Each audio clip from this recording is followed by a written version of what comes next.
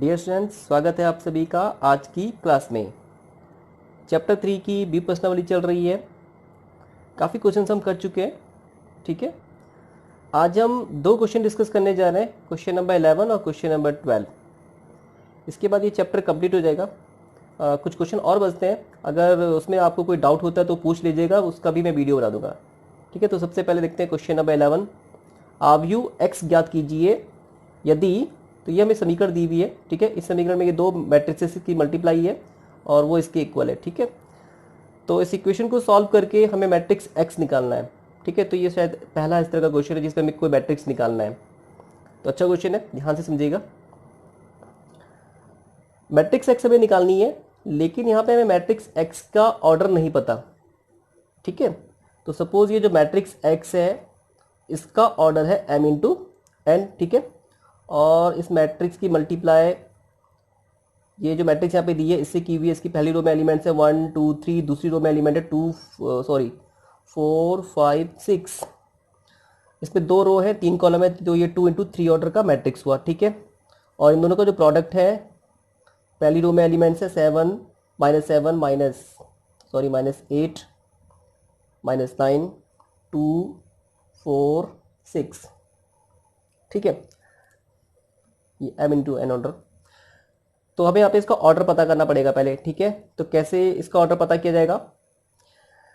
दो मैट्रिसेस की मल्टीप्लाई तभी पॉसिबल होती है जब पहली वाली मैट्रिक्स के नंबर ऑफ कॉलम और दूसरी वाली मैट्रिक्स के नंबर ऑफ रोज इक्वल हो। ठीक है, जो पहली आव्यूह है उसके स्तंभों की संख्या और दूसरे आव्यूह के पंक्तियों की संख्या अगर ये समान होती है तो ही दो आव्यूह की गुणा संभव होती है। ठीक है, तो क्योंकि यहाँ पे गुणा संभव है, इसका मतलब है कि इसमें जो नंबर ऑफ कॉलम होगा वो इसके इक्वल होगा, n इक्वल टू 2 होगा। ठीक है, तो नंबर ऑफ कॉलम तो पता लग गया। अब ये हमें नंबर ऑफ रोज पता करनी है इसमें। ठीक है, तो दो मैट्रिक्स की मल्टीप्लाई करने पे जो प्रोडक्ट आता है वह इसे छोड़ के जो बाकी बच गया m इंटू 3 इस ऑर्डर का होता है। ठीक है, तो इट मीन्स ये m इंटू 3 ऑर्डर का होगा। मीन्स इसमें जो नंबर ऑफ रोज होगी वो इस मैट्रिक्स के नंबर ऑफ रोज के इक्वल होगी, और इस मैट्रिक्स में जो नंबर ऑफ कॉलम होंगे वो इसके नंबर ऑफ कॉलम के इक्वल होंगे। ठीक है, तो इस मैट्रिक्स में दो रो हैं और 3 कॉलम है, तो ये 2 इंटू 3 ऑर्डर का मैट्रिक्स हुआ। ठीक है, तो नंबर ऑफ कॉलम तो इसके इक्वल है, ये ठीक है। और यहाँ पे दो रो है, इट मीन्स इसमें भी दो रो होंगे, m इक्वल टू 2। ठीक है, तो इस मैट्रिक्स का हमें ऑर्डर पता लग गया है। Order of matrix x। ठीक है, आव्यूह x की कोटि, तो क्या कोटि है इसकी? 2 इंटू 2 ऑर्डर। ठीक है, इट मीन्स इसमें 4 एलिमेंट्स होंगे। ठीक है, तो ये मैट्रिक्स हम सपोज कर लेते हैं। सपोज ये जो मैट्रिक्स x है इसमें जो 4 एलिमेंट्स है, पहली रो के एलिमेंट सपोज कर लेते हैं a b और दूसरी रो के एलिमेंट सपोज कर लेते हैं c d। ठीक है, तो अब यहाँ पे x की जगह पे ये रिप्लेस कर दीजिए। पहली रो के एलिमेंट हमने सपोज किए हैं a b, दूसरी रो के एलिमेंट हमने सपोज किए हैं सी डी। ठीक है, इसका प्रोडक्ट दूसरी मैट्रिक्स, पहली रो में एलिमेंट 1 2 3, दूसरी रो में एलिमेंट 4 5 6। ठीक है, इक्वल टू पहली रो के एलिमेंट्स -7 -8 -9, दूसरी रो के एलिमेंट 2 4 6। ठीक है, अब यहाँ पे हम ए बी सी डी की वैल्यू निकालेंगे। तो यहाँ पे हमारे पास कितने वेरिएबल्स हैं? 4 वेरिएबल्स हैं ए बी सी डी। ठीक है, तो 4 वेरिएबल्स की वैल्यू को निकालने के लिए हमारे पास 4 इक्वेशन होनी चाहिए। तो ठीक है, तो हम यहाँ पे 4 समीकरणें बनाएंगे। और ये 4 समीकरणें कैसे बनेंगी? पहले तो इन दो मैट्रिक्स की आपस में मल्टीप्लाई कर दीजिए। तो इन दो मैट्रिक्स की मल्टीप्लाई करने के बाद हमें ये वाला मैट्रिक्स मिल जाएगा। ठीक है, और ये इक्वल है इस मैट्रिक्स के। और हम जानते हैं दो मैट्रिक्स जब इक्वल होते हैं तो उनके करस्पॉन्डिंग एलिमेंट्स मीन्स उनके संगत अवयव। ठीक है, संगत अवयव का मतलब है ये वाला एलिमेंट इसके इक्वल होगा, ये एलिमेंट इसके इक्वल होगा और ये एलिमेंट इसके इक्वल होगा। इस तरीके से बाकी भी होंगे और हमें 6 समीकरण मिल जाएगी। लेकिन यहाँ पे हमें ज़रूरत है केवल 4 समीकरणों की, क्योंकि हमारे पास यहाँ पे 4 ही वेरिएबल्स है ए बी सी डी। 2 समीकरणें ए बी पे बनेगी और 2 समीकरणें सी डी पे बनेगी। ठीक है, तो कोई सी 4 समीकरण बनानी है। यहाँ पे हमने समीकरण बनाई है a + 4b is equal to -7, 2a + 5b is equal to -8, 6 plus 4d is equal to 2 and 2c plus 5d is equal to 4। ठीक है, अब ये समीकरणें 10th क्लास में आपने सीखा है, अलग अलग मेथड सीखे हैं। ठीक है, विलोपन विधि पढ़ी है आपने, elimination method, cross multiplication method पढ़ा है, वज्रगुण विधि, ठीक है, ग्राफी विधि पढ़ी है। तो यहाँ पे मैं इसको विलोपन विधि मीन्स एलिमिनेशन मेथड से इसको सॉल्व कर लेता हूँ। ठीक है, तो वो जो 4 समीकरणें हैं उन 4 समीकरणों को मैंने यहाँ पे एलिमिनेशन मेथड से सॉल्व कर दिया है। ठीक है, आप लोग भी इजीली सॉल्व कर देंगे। ठीक है, ए की वैल्यू आई है 1, बी की वैल्यू -2, सी की वैल्यू 2 और डी की वैल्यू 0। ठीक है, तो हमारा मैट्रिक्स एक्स, जो मैट्रिक्स हमें निकालना था, ज्ञात करना था, ठीक है, वो हमें पता लग गया। तो पहली रो के एलिमेंट हमने सपोज किए थे ए और बी। ए की वैल्यू 1, बी की वैल्यू -2, ठीक है, सी की वैल्यू 2 और डी की वैल्यू 0। ठीक है, तो ये मैट्रिक्स एक्स हमने ज्ञात कर लिया है। ठीक है, नेक्स्ट करते हैं question number 12। Next question number 12, यदि ए तथा बी समान कोटि के वर्ग अवयव इस प्रकार हैं कि ए बी बराबर बी ए, तो गणितीय आगमन द्वारा सिद्ध कीजिए ए बी की power n is equal to B की पावर n इंटू ए होगा। इसके अतिरिक्त सिद्ध कीजिए कि समस्त n belongs to natural number के लिए A B whole power n is equal to A to the power n into B to the power n होगा। ठीक है, तो पहले भी जैसे मैंने बताया था कि कोई भी गणितीय कथन मैथमेटिकल स्टेटमेंट n के लिए होता है और n क्या है, n belongs to natural number, तो उसे हम गणितीय आगमन सिद्धांत द्वारा सिद्ध कर सकते हैं। ठीक है, गणितीय आगमन सिद्धांत means principal of mathematical induction. वैसे भी क्वेश्चन में लिखा ही है कि यहाँ पे हमें मैथमेटिकल इंडक्शन मेथड यूज करना है। ठीक है, तो मैथमेटिकल इंडक्शन मेथड से इस स्टेटमेंट को प्रूफ करने के लिए सबसे पहले हमें ये जो स्टेटमेंट हमें दिया है इसे n इक्वल टू 1 के लिए प्रूफ करेंगे। ठीक है, फिर उसके बाद हम ये प्रूफ करते हैं कि अगर ये स्टेटमेंट कोई नेचुरल नंबर है के, उसके लिए अगर ये सही होता है तो उसके अगले वाले के लिए भी सही होता है। ठीक है, तो इस तरीके से हम ये प्रूफ कर पाएंगे कि ये स्टेटमेंट सभी नेचुरल नंबर के लिए सही है। तो सबसे पहले चेक कर लेते हैं नेचुरल नंबर 1 के लिए, n इक्वल टू 1 के लिए। ठीक है, इसका लेफ्ट हैंड साइड ले लो, left hand side is equal to A B की power 1 equal to A b. Right hand side ले लो, राइट हैंड साइड बी की power 1 into a is equal to b a. ठीक है, और ये हमें गिवन है पहले से ही a B equal to b a. ठीक है, तो इसका मतलब लेफ्ट हैंड साइड और राइट हैंड साइड इक्वल है, a b is equal to b a. ठीक है, यहाँ पे रीजन लिख दो कि ये ऐसा क्यों लिखा, क्योंकि मैट्रिसेस का जो मल्टीप्लिकेशन होता है, उनका जो गुणनफल होता है वह क्रम विनिमय नहीं होता है, कॉम्पिटिटिव नहीं होता है। ठीक है, तो यहाँ पे ये क्योंकि हमें दिया हुआ है इसलिए इसको बराबर रखा है, ये हमें गिवन है। ठीक है, अब सपोज कर लेते हैं, माना दिया गया कथन नेचुरल नंबर, कोई नेचुरल नंबर है के लिए ट्रू है। ठीक है, तो अगर ये नेचुरल नंबर के लिए ट्रू है तो ये ए बी की पावर के इज इक्वल टू बी की पावर के इंटू ए होगा। ठीक है, क्वेश्चन फर्स्ट। अब हमें इस कथन को फॉर जो इसका नेक्स्ट नेचुरल नंबर है के प्लस 1 के लिए प्रूफ करना है।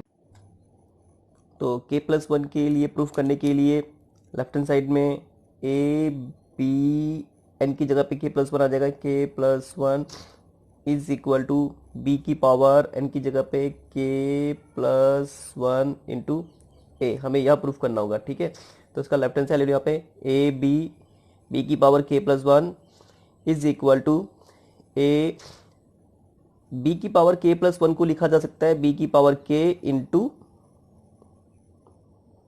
बी।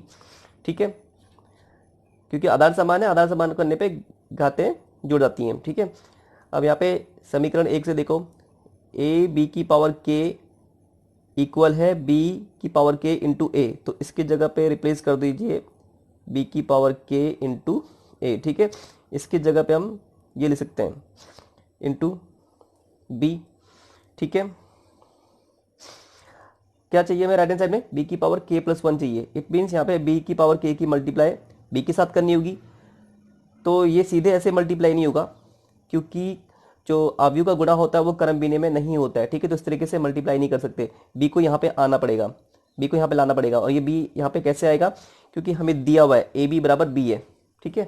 तो ऑर्डर चेंज कर दो इसका, बी की पावर के बी ए, ठीक है। ऐसे क्यों लिखा, इसका रीजन देना पड़ेगा, क्योंकि अवयव का जो गुणन होता है वो क्रम बिने में नहीं होता है। बात को मैं बार बार रिपीट कर रहा हूँ, ठीक है। मैट्रिसेस का जो मल्टीप्लिकेशन होता है वो कॉम्पिटिटिव नहीं होता है। ये हमें गिवन है a b is equal to b a, ठीक है। बी की पावर के इंटू बी की पावर 1, बेस से में पावर ऐड हो जाएगी बी की power K plus 1 into A, ठीक है। तो राइट हैंड साइड में हमें यही चाहिए था, हो गया प्रूफ। इसलिए दिया गया कथन n इक्वल टू के प्लस 1 के लिए ट्रू है, ठीक है, के लिए ट्रू है।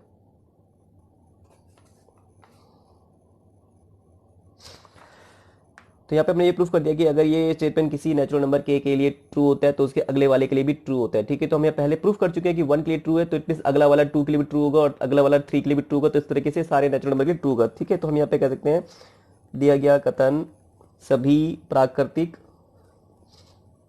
संख्याओं के लिए ट्रू है, ठीक है। तो यह इस तरीके से हमने जो ये कथन दिया गया था उसे हमने सारे नेचुरल नंबर के लिए प्रूफ कर दिया, हेंस प्रूफ। आगे हमें प्रूफ करना है a B whole power n is equal to a की पावर एन इंटू बी की पावर एन, ठीक है। इसे भी principle of mathematical induction method से प्रूफ करना है। तो इसके लिए सबसे पहले 1 के लिए प्रूफ कर देते हैं, ठीक है। Left hand side a B whole power 1 is equal to A b, right hand side a की पावर एन ए बी की पावर एन बी, ठीक है। तो लेफ्ट हैंड साइड और राइट हैंड साइड इक्वल है। तो इस तरीके से यह जो गिवन स्टेटमेंट है वो n इक्वल टू 1 के लिए सही है, ठीक है। अब सपोज कर लेते हैं, सपोज ये जो स्टेटमेंट यहाँ पे गिवन है ये कोई नेचुरल नंबर के उसके लिए सही है। माना दिया गया कथन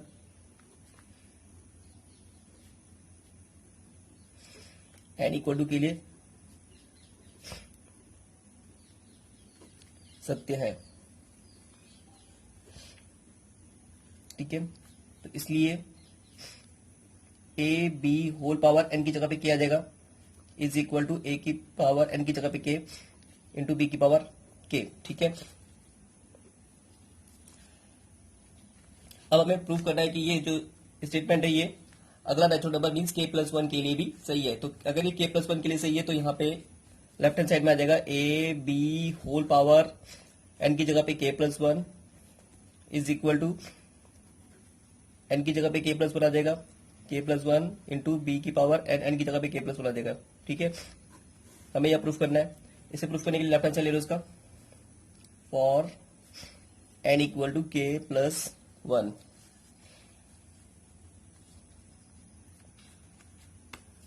लेफ्ट हैंड साइड लीजिए a B whole power k plus 1, इसे हम लिख सकते हैं a B whole power k into a b, ठीक है। लिखा जा सकता है इस तरीके से, क्योंकि जब आधार समान होता है तो गुणा करने पे घातें जुड़ जाती है। इसकी पावर k इसकी पावर 1 है, ठीक है।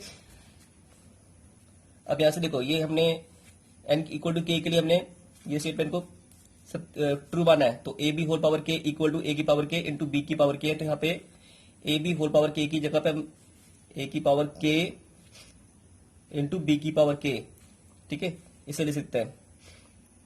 ए बी को ए बी रहने दीजिए, ठीक है, equal to A to the power k into B to the power k। A B equal to B हमें गिवन है तो यहाँ पे इसे बी ए लिखा जा सकता है, क्योंकि हमें गिवन है a b is equal to b a, ठीक है, is equal to A to the power k b to the power k into b, base से में पावर आ जाएगी इंटू ए, ठीक है। तो b की पावर k प्लस 1 तो बन चुका है राइट हैंड साइड में यहाँ पे। अब हमें a की पावर k प्लस 1 बनाना होगा, तो कैसे बनेगा, ये तभी बन सकता है जब a की पावर k की मल्टीप्लाई a से करेंगे, और ये तभी हो सकती है जब ये a यहाँ पर होगा। ठीक है, तो a यहाँ पे ये कैसे आएगा, तो हम पहले पार्ट में प्रूफ कर चुके हैं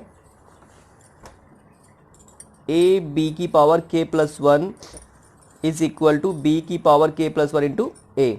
ठीक है, तो यहाँ पे b की power k plus 1 into A, इसकी जगह पे ये रखा जा सकता है। ठीक है, a की पावर k, ठीक है, और इसकी जगह पे ये रख दीजिए a b की पावर k प्लस 1। ठीक है, a की पावर k इंटू ए की पावर 1, आधा समान है, घातें जुड़ जाएंगी इसकी, a की power k plus 1 into B की पावर k प्लस 1। ठीक है, तो हमें राइट हैंड साइड पे यही चाहिए था। इसका मतलब जो गिवन स्टेटमेंट है वो k का जो नेक्स्ट नेचुरल नंबर है k प्लस 1 उसके लिए भी ट्रू है। ठीक है, इसीलिए दिया गया कथन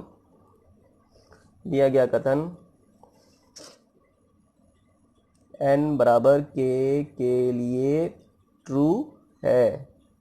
ठीक है, और कई बार बोल चुके हैं, तो इसी प्रकार से सारे नेचुरल नंबर के लिए भी ट्रू होगा।